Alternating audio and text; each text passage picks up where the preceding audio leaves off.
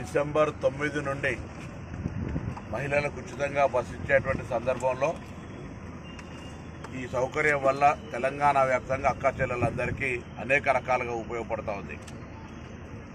హుస్నాబాద్ బస్టాండ్కి సంబంధించి కూడా ఈరోజు ఇక్కడికి రావడం జరిగింది.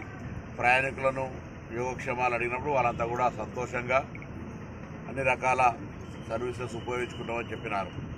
కొంత ఆర్టీసీ నా కుటుంబ సభ్యులు ఆర్టీసీ మంత్రిగా వాళ్ళ యొక్క యోగక్షేమాలు అడిగినప్పుడు కూడా కొంత మహిళలకు సంబంధించి 50 సంవత్సరాల పైబడినటువంటి వాళ్ళకు కొంత స్పెషల్ ఆపర్చునిటీలకు సంబంధించి కొంచెం చెప్తా ఉన్నారు. ఈ సందర్భంలో ఆర్టీసీ గత 10 సంవత్సరాలు నిర్వీర్యం అయిపోయి సమ్మె ద్వారా చేస్తే కూడా అనేక మంది చనిపోయినా స్పందించకుండా ఒక కొత్త బస్సు కొనకుండా ఒక కొత్త కార్మికుడికి లేదా ఆర్టీసీకి ఉద్యోగం ఇవ్వకుండా వ్యవస్థ అంతా కూడా నిర్వీర్యమైన సందర్భంగా ఈరోజు ఆర్టీసీ పూర్తిగా లాభాల దిశలో పోయేటువంటి పరిస్థితుల్లో పాత అప్పులు, పాత పిఎఫ్ నుండి, పాత సిసిఎస్ నుండి వాళ్ళ నిధులను వాళ్ళకు రిటైర్ అయిన రోజు ఇచ్చే విధంగా తీసుకునే ప్రయత్నం జరుగుతుంది. ఇటువంటి సందర్భంలో కొంత సమ్మెకు అనేటువంటి మాట చెప్తున్నటువంటి సందర్భంలో గౌరవ ముఖ్యమంత్రి గారు మొన్న స్పష్టంగా చెప్పినారు, ఈ ప్రభుత్వం ప్రజాపాలన ప్రభుత్వం, ఏదైనా చర్చ ద్వారా సమస్య ద్వారా పరిష్కారం చేయడానికి సిద్ధంగా ఉన్నాం.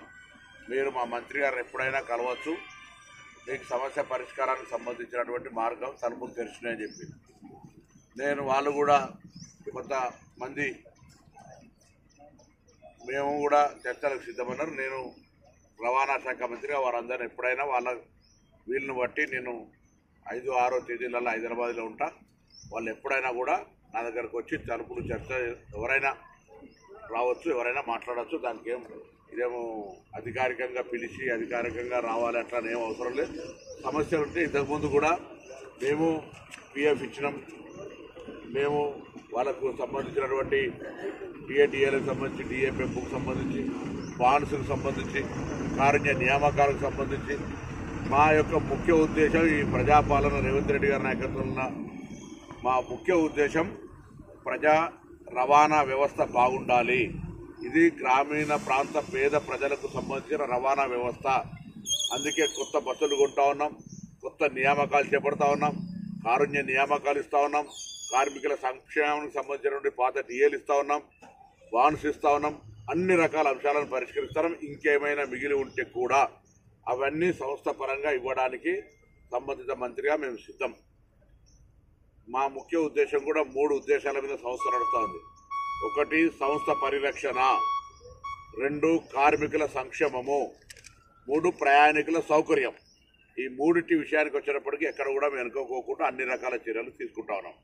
కాబట్టి మరొకసారి ముఖ్యమంత్రి గారి మాట ప్రకారంగా కార్మికులు ఎవరు వచ్చినా వారి సమస్యలు ఏమున్నా ఇప్పుడనే కాదు ఎప్పుడైనా పరిష్కరించడానికి సిద్ధం.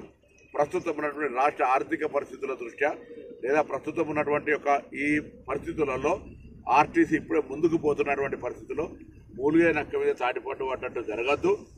అనవసరంగా ఈ కొంత ఇబ్బందికరమైనటువంటి అంశాలు తేవద్దనే దానిలో వారందరూ కూడా నేను సందర్భంగా ప్రత్యేకించి విజ్ఞప్తి చేస్తాను.